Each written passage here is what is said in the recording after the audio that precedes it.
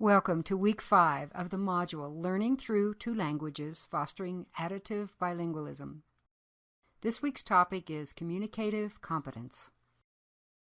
The guiding question is, how can I help bilingual students increase their communicative competence in a second language? Let's begin this week by imagining you are in a 5-star restaurant. Your server comes to the table. You look at her expectantly. She drops the menus on the table and says, "What do you have?" Now imagine you are at a fast food drive-thru, anxious to get home after a long day of work, and the person on the microphone says, "Good afternoon. I so appreciate your coming to our establishment this afternoon. Have you been given sufficient time to look over our extensive menu? Do you have any questions?" What would your reaction be? Everything that is spoken is influenced by the context of culture. Culture determines the particular language being spoken and what is appropriate speech in each specific setting, based on the relationships among the speakers and the hearers. To communicate effectively in any culture, then, speakers must demonstrate communicative competence. They must be able to adapt their speech to fit the context of the moment. Bilingual learners must learn not only the vocabulary and grammar of their new language, but also the particular ways to use the language that may or may not be the same as it is in their mother tongue. As you saw in the reading in Activity 1, and as shown in this visual, communicative competence can be described with 4 overlapping concepts. These concepts will help us talk about communicative competence in a way that supports this week's goal: to deepen your understanding of the many aspects of language proficiency beyond vocabulary and grammar. The understandings are framed by the question, which words do I use in this situation with this person to convey this idea appropriately so that my meaning will be understood in the way I intended? Linguistic competence can be thought of as grammatical accuracy. This is what people typically think of as language proficiency. That is, pronunciation, morphology or units of meaning, parts of speech, tenses, etc. Linguistic competence involves the accurate use of grammar, syntax, and vocabulary of a language.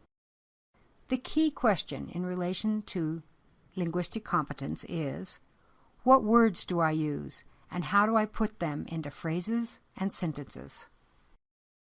Sociolinguistic competence is knowing how to use and respond to language appropriately within the context of the situation. The key questions are, how can I express a specific attitude such as courtesy, authority, friendliness, respect when I need to? How do I know what attitude the speaker is expressing? In other words, individuals ask themselves, which words and phrases fit this setting and this topic? In the restaurant examples, the speakers were linguistically competent, but lacked proficiency with sociolinguistics for the setting. Discourse competence is knowing how to link words, phrases, and sentences together in a logical manner to keep written and oral communications flowing in conversations, speeches, email messages, newspaper articles, etc. Since language is what we use to interact socially, bilinguals need to learn how language changes based on the function of the communication. For instance, a research paper serves a different function from a letter to a close friend. Because of the differences in their functions, the words and the ways of using them differ as well. This chart provides a brief overview of some of the social functions of language. In the module, you will see a download of academic language functions. The lists show just how complex the task of becoming communicatively competent is. For each language function, the way you use language will change depending on who you are talking to, the level of formality of the situation, and what you want to accomplish. For example, a greeting is a social language function. In the hallway at school, you might hear greetings as varied as, "Good morning, how are you doing today?" Or, "Hi there, how goes it?" Or, "Yo, what's up?" Or a mere nod of the head. As another example, think of how you would ask your sibling to pick up something you dropped, or your mother, or your grandmother, or a total stranger, or someone you were wanting to impress? Would the words and tone of voice you use be identical or vary? Strategic competence refers to how speakers recognize and repair communication breakdowns, how to work around gaps in one's knowledge of the language, and how to learn more about the language in the context. In other words, how do I know I've misunderstood, or when someone has misunderstood me? What do I say then? How can I express my ideas if I don't know the name of something or the right verb to use? The focus of strategic competence is effectively getting your message across, or accurately interpreting what others are saying. This is an area where teachers can make a difference for bilingual learners, using multiple ways to get across a message with both your words and your body language, so students can use multiple strategies to make sense of what you're saying.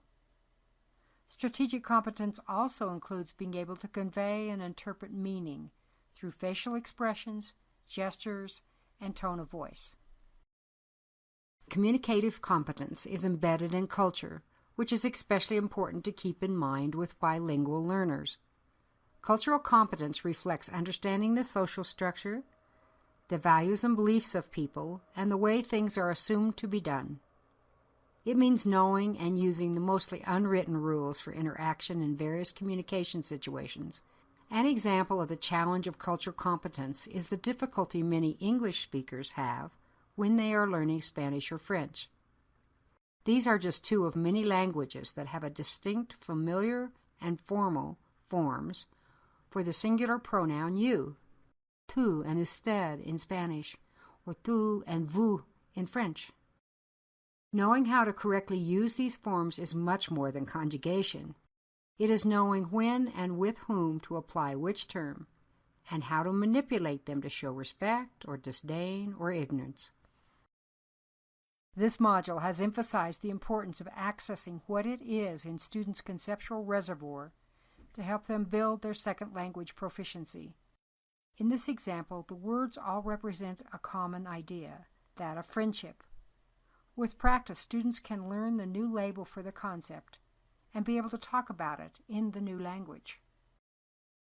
However, the parameters of friendship vary significantly across cultural boundaries, including gender, age, language, race, ethnicity, and religion.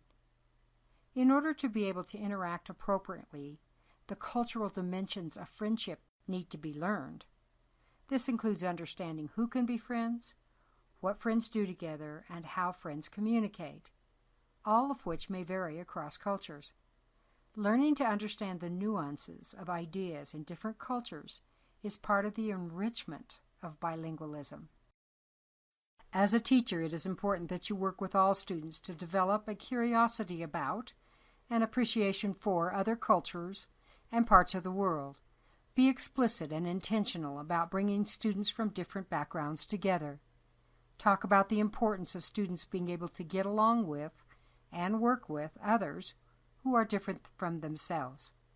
Teach the language of cooperation, turn-taking, and politeness. Anticipate where misunderstandings might occur. This allows all students to contribute meaningfully to the learning process.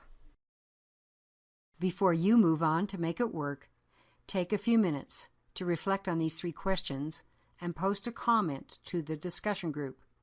What are you already doing to build communicative competence in your students? What can you do to further affirm students' home language as a resource to build on? Who can support you in these efforts? Who can you support?